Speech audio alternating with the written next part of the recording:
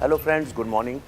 I am here at JNU, Old Building School of Languages, and I have come here to meet a very special person who I openly, publicly claim I am a fan of, and a great scholar, thinker, poet, Professor Makran Paranjpe. How are you, sir? Good Wonderful. morning. Welcome to JNU. Welcome to my school.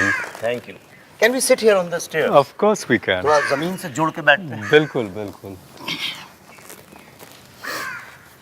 So, Professor Saab, the reason I am here is that, your foreword for my book, Urban Naxals, has become more popular than the book.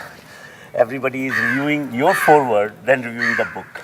That's because they haven't read the book. Once they read the book, the forward is chota hai, it's easier to read. But once they read the book, it's one of the most inspiring books I've read in the last full year, I can tell you that. Thanks a lot. Actually, the idea was not to write a book or compete with scholars like you.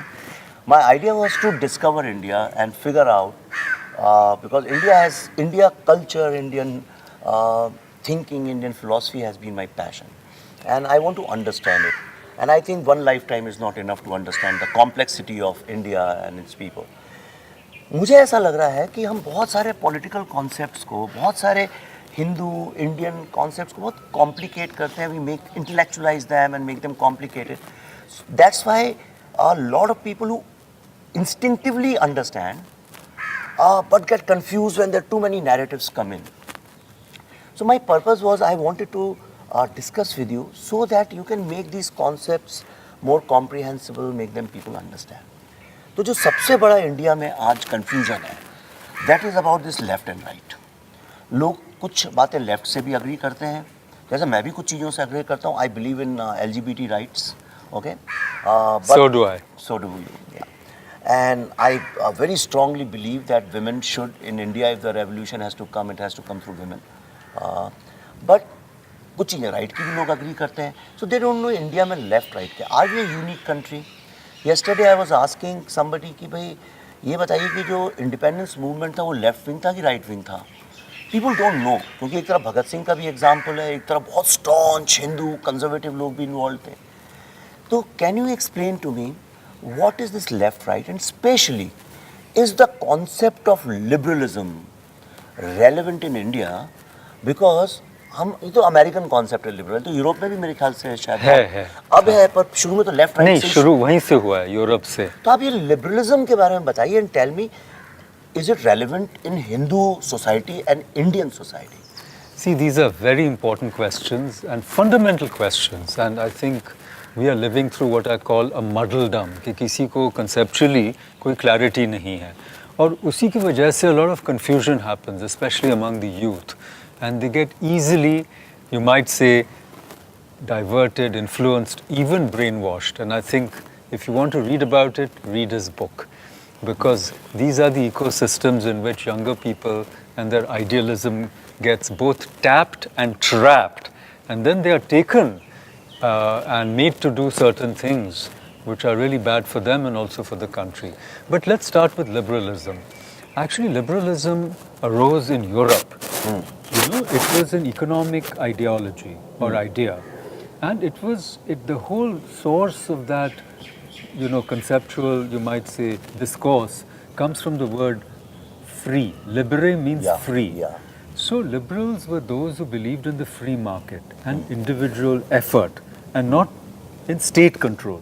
So liberalism has an economic dimension, and then because of Marx and others who tried to critique liberalism by saying that workers will get exploited, workers should unite, there should be a dictatorship of the proletariat, what happened is they also became a social liberalism. Social liberalism also became powerful. So what is social liberalism? Social liberalism is the source of notions like the welfare state, that the state should take care of all citizens, working hours should be regulated, workers' rights should be enshrined in the constitution, etc., etc., and social security, healthcare. So in a way, economic liberalism and social liberalism are at odds with each other, because one is determined by profit and the other is determined by what to do for the people. And then somehow these two kinds of discourses also gave rise to political liberalism. There were political parties which became important.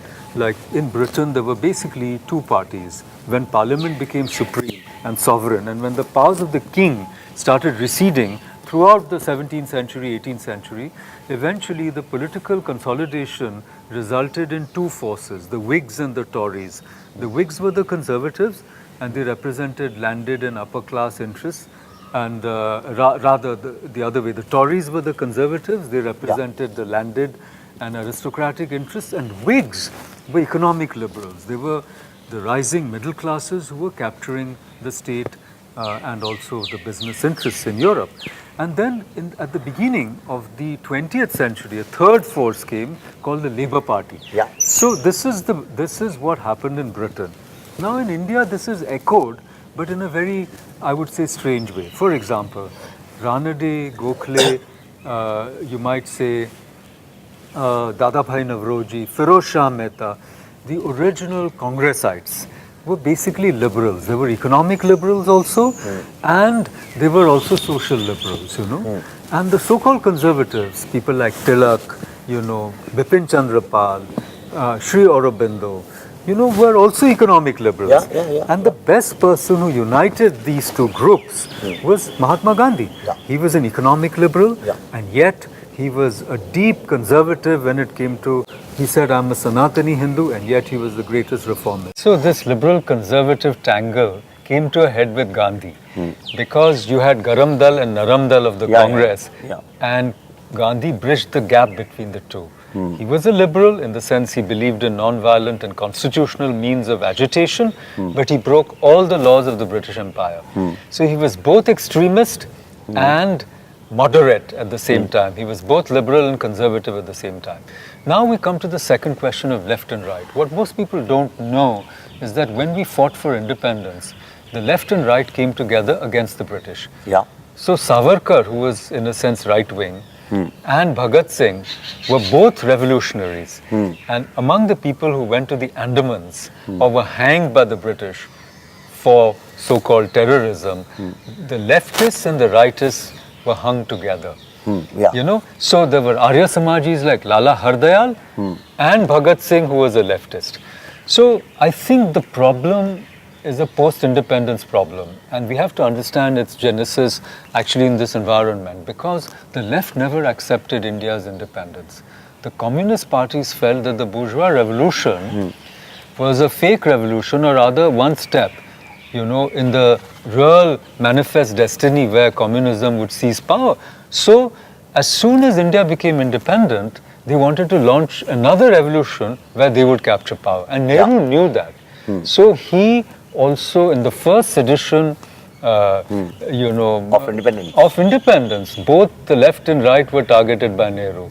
Copies of the Organizer were seized, and copies of a leftist journal edited by Romesh Thapar, which was being smuggled into Telangana, which was saying, "Ye azadi jhoothi hai."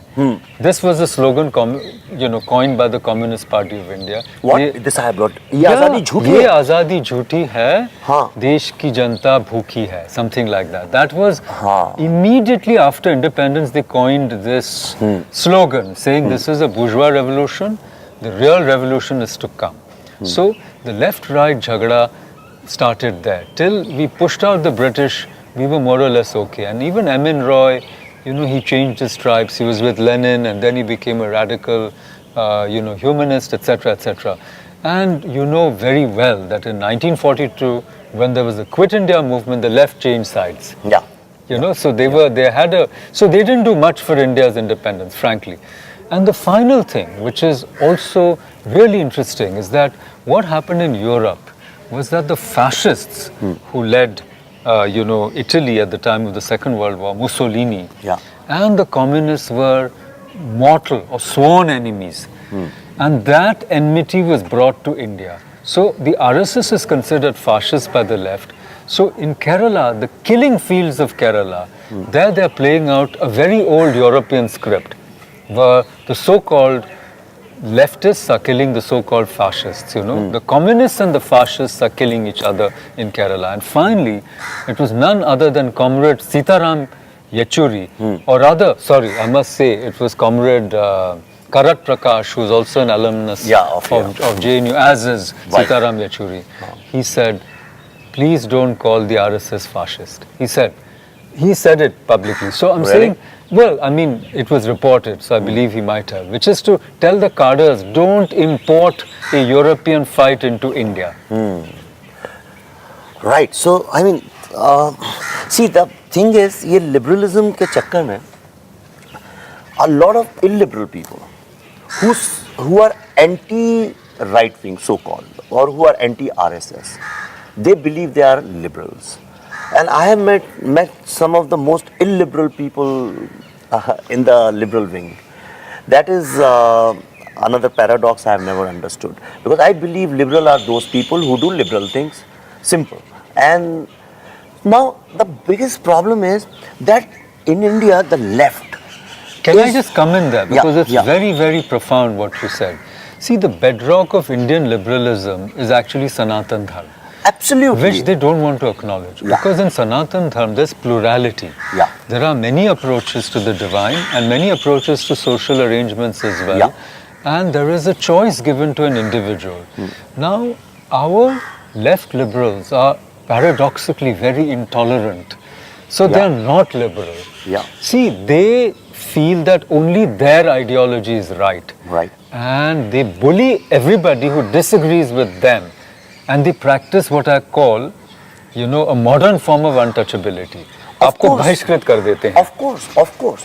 और सिर्फ वही नहीं करते. देखिए, strategically, आपने जितना you know about me, आप जानते होंगे मैं बहुत एकेडमिक आदमी नहीं, पर मैं एक्सपीरियंस से बात करता हूँ. मेरी बुक भी वही है, जो मैं फिल्म भी बना, जो मैं देखता जाता हूँ, एक्सपीरियंस करता जाता हूँ. I keep learning and I have understood one thing.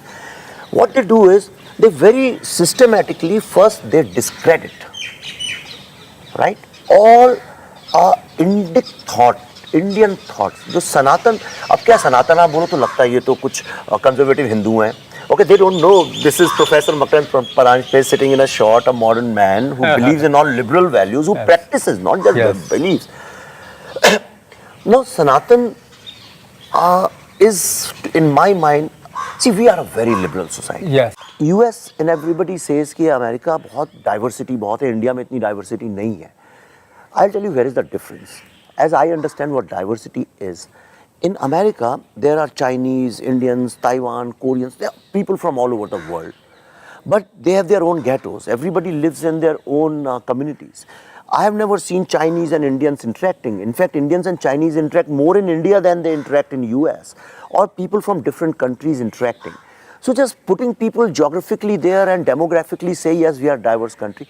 In India, I ask everybody, do you spend even one day in your life so far where you do not interact with so many religions, cultures, languages, economic strata? You can't, right? You deal. Is it possible? आपके घर में जो लोग आते हैं, You won't find stray dogs. Yeah. So India, we are tolerant even to animals. Yeah. Live and let live. Yeah.